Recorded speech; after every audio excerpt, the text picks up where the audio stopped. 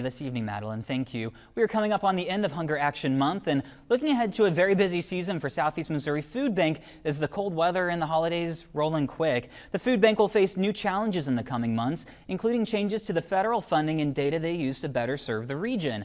That includes the USDA's announcement future household food security reports will not be completed. We are so happy to have Heather Collier back in the studio with us on Heartland Afternoon. And just to be a little more specific, let's get the camera down a little bit.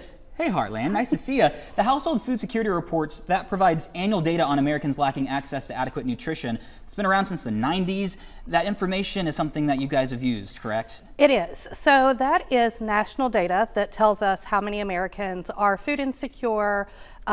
It actually has different levels of food insecurity. There's severe food insecurity and food insecurity. It all seems severe to me if you don't have enough to eat. But that data is then used by Feeding America, which is the largest hunger relief organization in the country that we're a member of, and they use that data and break it down to state and county census tract levels. And so that is really what we use to understand food insecurity in our service area. I mean, hearing this for the first time, what was your reaction? I was shocked. You know, the trend in the last couple of years is that food insecurity has increased. So the most recent report was released in October of 2024 with 2023 data. So it's our understanding that they're still planning to release the 2024 data this October. So if we see that, we'll still get our Map the Meal Gap report as expected in May. Food insecurity's gone up, and these numbers just reinforce what we see. We are seeing more people needing assistance. Energy costs are higher, food costs are higher, and people are living paycheck to paycheck or they're on a fixed income.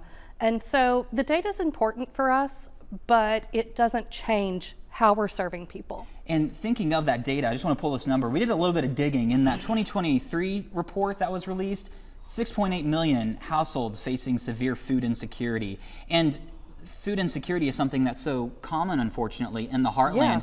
You have been reporting with us for years that it's continued to incline. It has. Increase, rather. Increase, yeah. In 2020, I have to do math in my head. In 2021, the food bank was serving about 72,000 individuals each month. Now we're up at about 80,000 individuals each month. Wow. That's not as high as it was during the peak of COVID in 2020, but it's higher than it was before then. And we don't see that changing. Food prices, as I said, are higher, energy costs are higher. We've seen a lot of seniors needing help who, you know, before the last couple of years with inflation, they were making ends meet. They had worked, they'd saved, they'd retired, they'd done all the things you're supposed to do.